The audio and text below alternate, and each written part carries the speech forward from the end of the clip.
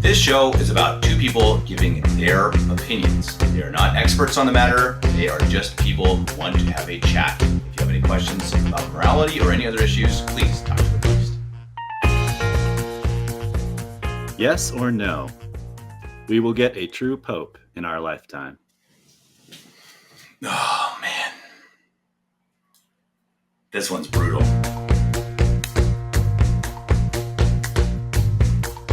This one's brutal because obviously it's very hypothetical. It's hypothetical. It's opinion. We very much don't know, and I know everyone don't jump down our throats for whatever our answers are here, because this is very much a hard to answer question, impossible to answer, obviously. But I look at society right now. You look at Europe. You look at even in the U.S.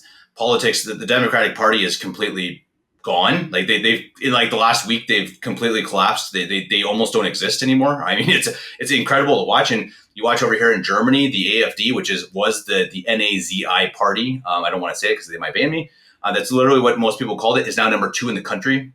Could in the next elections, which I think is next fall, maybe 2 years. I think next fall, could take over the entire parliament, or be the top parliamentary party, which is absolutely insane. Macron's gone practically. Le Pen is, so anyway, my point being that I think the world is moving towards at least a traditionalist mindset towards everyone. Again, calm down. I am not saying Le Pen is this perfect. No, not at all. But again, the idea of populism, traditionalism is moving in at least the right direction. It's a long ways off, but it's the right direction. So long story short, I think it's possible.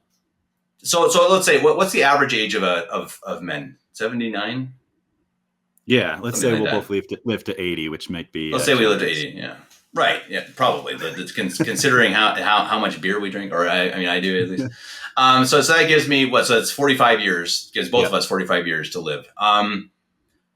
That is, I don't think that's impossible. I certainly hope it happens. I mean, and I'm an optimist. I think I'm not one of these people who thinks it's the end of the world, who thinks that it's just all going to end. So I'm sorry, I'm being long-winded here, but I do think I do think we're going to have a true pope in my lifetime. Okay. Then I think I'm going to disagree with you. I'm going to go no.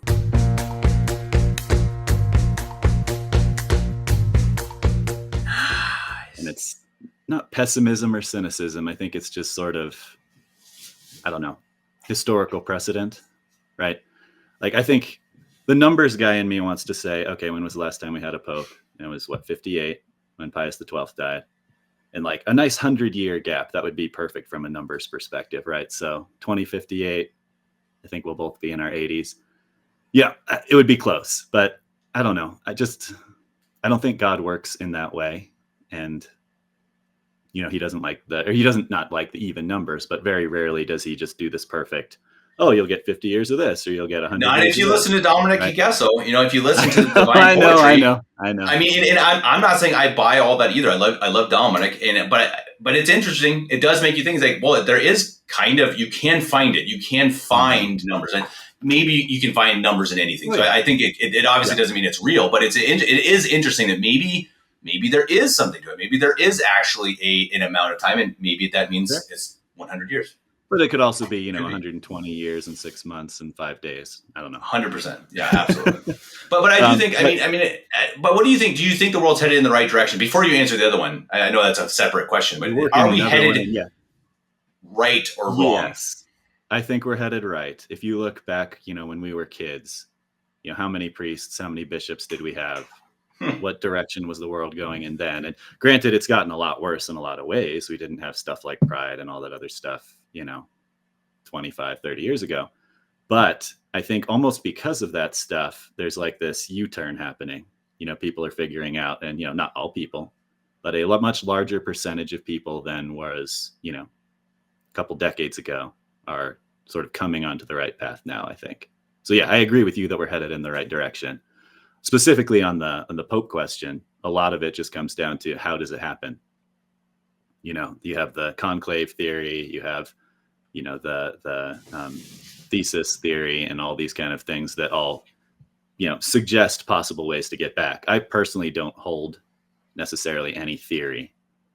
Probably if I had to lean one way, I'd be conclavist, right? At some point, all the traditional bishops and priests get together and elect, but there are a lot of a personal gut feel there. CFP listeners who just excommunicated you in their minds because you said conclavism.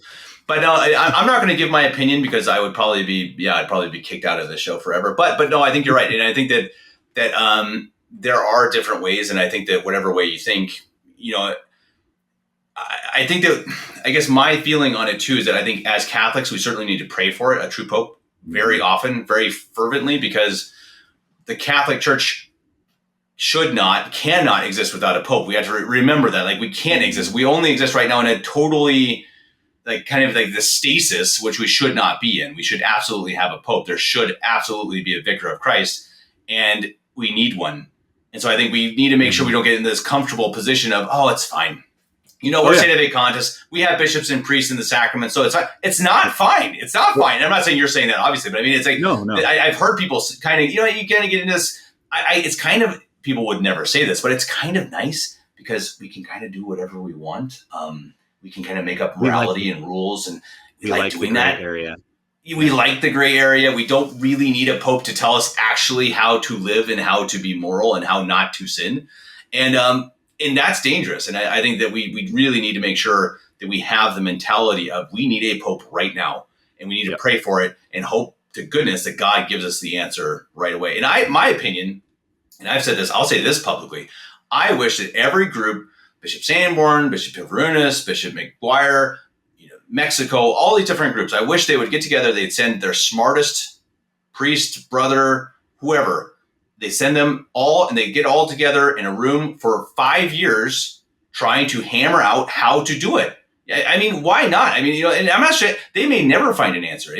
We don't know. Maybe, what is the theory? Is that St. Peter's literally going to come down from heaven? I don't know. I can't say not. Possibly. I don't think so. I think God, the church was built to have human solutions. I think that is my opinion. I think there is a human solution to this that doesn't have to have St. Peter to come down, but maybe could happen. But I do think we need to be searching very actively for a solution. Maybe we'll never find it, but I think we should be actively looking for it. And that's why I appreciate the thesis, honestly, because the thesis, which I don't hold, they are really actively trying to find a way that can elect a pope. And I greatly appreciate that they want a solution.